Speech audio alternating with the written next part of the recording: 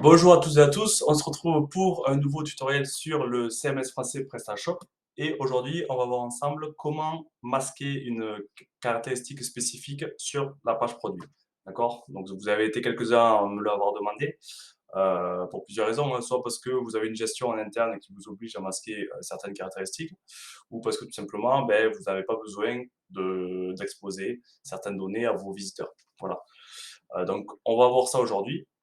Pour ce faire, du coup, on est sur la dernière version de PrestaShop, hein, la version 8, et on va utiliser le thème classique, d'accord? Sachant que la démonstration qui va avoir lieu s'effectue aussi sur d'autres thèmes, les thèmes payants. Si jamais vous avez un thème payant, vous allez voir, vous n'allez pas être du tout dépaysé. Du coup, on y va. Donc ici, on est sur un produit classique, hein, un produit de test de PrestaShop, sur le pull imprimé Colibri. Et on a trois caractéristiques, la composition, la propriété, pardon, et le code de douane. D'accord? Donc le code de douane, c'est un code voilà, que j'ai rajouté là pour la démonstration, mais qui sert surtout pour vos ventes à l'international. D'accord? Donc c'est pour votre organisation en interne et vous n'avez aucune raison de le montrer à vos visiteurs. Donc, ça va faire le sujet du test d'aujourd'hui. On va essayer de masquer cette caractéristique-là. OK? Donc, on y va. Donc, pour commencer, on va aller se rendre dans le code source de PrestaShop, évidemment, ici. Et dans l'arborescence des fichiers, ce qui va nous intéresser, du coup, là, c'est on va modifier un template classique de thème, d'accord? C'est la fiche produit. Donc, la fiche produit, c'est quelque chose qui est redondant, qui est présent dans tous les thèmes. Donc, vous allez voir, ça va être assez simple. Donc, on est dans thème, dans le thème classique. Hein. Donc, si vous utilisez un autre, vous sélectionnez votre thème actif. Et ensuite, donc, on va aller se rendre dans template. Template, ça regroupe tous les fichiers template de base de votre thème. D'accord? Donc, fiche produit, page catégorie, listing produit, le menu, le footer, voilà, toutes ces choses-là. Donc, template. Et ensuite, pour savoir un petit peu, ça peut vous aider, comment est organisé PrestaShop, on sait que nous, ce qu'on veut modifier, c'est une page produit. Donc, une page produit, donc un produit, ça appartient à un catalogue, d'accord? Donc, ça va être dans le dossier catalogue. Catalogue, et ici, vous avez un produit.tpl. Voilà. Donc, maintenant qu'on a le fichier, on peut, c'est très, très rare de savoir exactement à quelle ligne correspond ce qu'on a besoin de modifier, d'accord? Donc, pour ce faire, on va aller sur le front office, donc sur votre site, et on va inspecter l'élément qui nous intéresse. Ici, ça va être les caractéristiques. Donc, on va faire un clic droit, inspecter, et on va aller chercher, par exemple, l'élément parent, ici, la section classe product feature. On copie, et on va aller rechercher dans la page où est-ce que c'est. Ok, donc ici, il n'y en a pas. Donc, c'est pas grave, on va monter d'un cran, donc ici, c'est des divs. On va les prendre, par exemple, ici, ça a l'air pas mal, l'ID description. Ok, on y va. ID description, voilà. Donc, vous avez vu que c'est ici, c'est sélectionné, on sait que c'est par là. Et si on descend un petit peu, vous voyez ici, vous avez un bloc qui inclut un sous-fichier, produit details. Donc, le détail du produit, il y a de grandes chances que ce soit ça. Donc, on va aller voir hein, dans ce fichier, catalogue partial product détail, et on va refaire une recherche par rapport à notre caractéristique.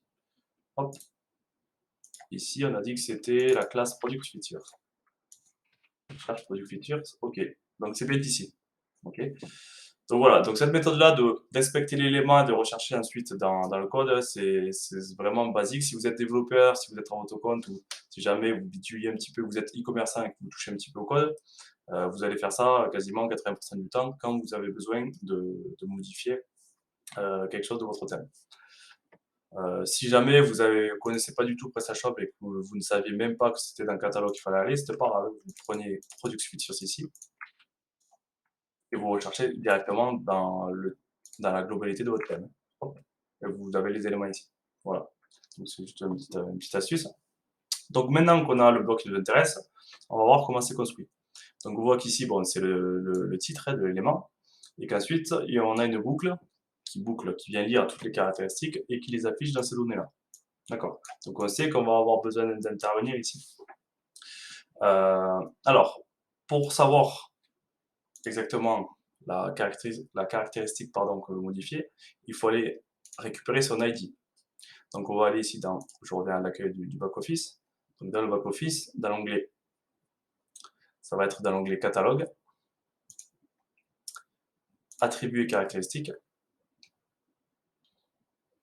Et une fois qu'on est là, on va dans caractéristiques et on a la liste qui s'affiche. Et on voit ici que la caractéristique qu'on veut modifier, c'est l'ID numéro 3. OK. Donc, comme vous l'avez sûrement deviné, hein, ici ce qu'on va faire, c'est qu'on va faire une condition où lorsque l'ID de la caractéristique courante est différent de 3, on affiche, sinon on ne va pas l'afficher. OK. Donc là, d'après le for each ici, donc on va boucler sur toutes les caractéristiques du produit. Et à chaque fois, l'item qui va être lu, ça va être la variable features. Donc pour savoir comment interpréter ça et comment bien conditionner notre boucle, on va aller voir ce qui se cache dans features. Pour savoir où est l'ID, vous voyez, parce qu'ici on sait que dans features il y a le nom, il y a la valeur, mais on ne sait pas si elle a l'ID. Et si elle a l'ID, on ne sait pas quel nom elle a. Donc pour voir ce qu'il y a dedans, on va faire un var dump. Donc en Smarty, Smarty c'est le template, le langage pardon, de template de PrestaShop.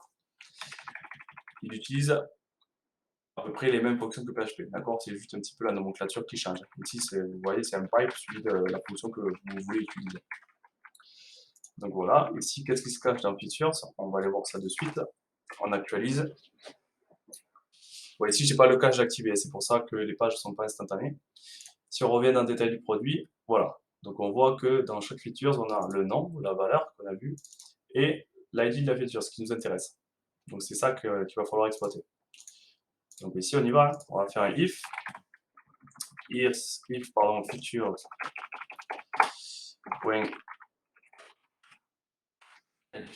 est différent, strictement différent même de 3. Et attention ici c'est la chaîne de caractères, parce que comme vous voyez c'est un string, c'est pas un int.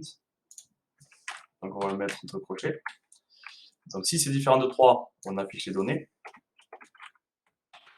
Dans le cas contraire, on ne fait rien, d'accord? Donc si c'est différent de 3, ça va rentrer dans la boucle, sinon ça fait rien. On teste ça.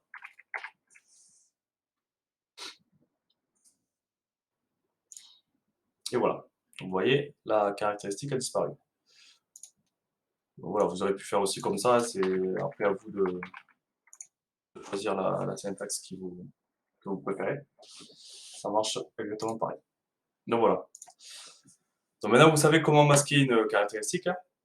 Après, bon, ça c'est une méthode qui, on va dire, dépanne entre guillemets, parce que vous voyez, si vous commencez à avoir beaucoup de caractéristiques et que vous avez besoin d'en masquer de plus en plus, ça va vraiment devenir lourd au niveau du code, et le jour où vous devez migrer votre PrestaShop et que vous changez de catalogue et que les ID par exemple changent, ça va être un bordel pas possible. Donc le mieux, si vraiment vous voulez faire un truc propre et que vous avez vraiment un besoin de se charger, le mieux c'est vraiment de faire un module qui va lire, enfin, dans lequel plutôt vous allez renseigner les caractéristiques que vous voulez masquer, et qui va ensuite lui de façon automatique les masquer dans votre front. Ça se fait très bien. Si jamais ça vous intéresse, je peux faire un tuto là-dessus. Ça fera aussi l'objet voilà, de revoir les bases de comment on crée un module dans PrestaShop. Voilà. Bon, mais voilà, si jamais vous avez des questions, n'hésitez pas. Si jamais vous avez des problématiques que vous n'arrivez pas à résoudre, n'hésitez pas à me poser la question en commentaire. Ça fera pourquoi pas l'office d'une nouvelle vidéo. Et en attendant, voilà, merci d'avoir regardé les vidéos. N'hésitez pas à vous abonner et lâcher un j'aime si jamais ça vous a été utile. Et on se revoit très vite dans une nouvelle vidéo. Merci.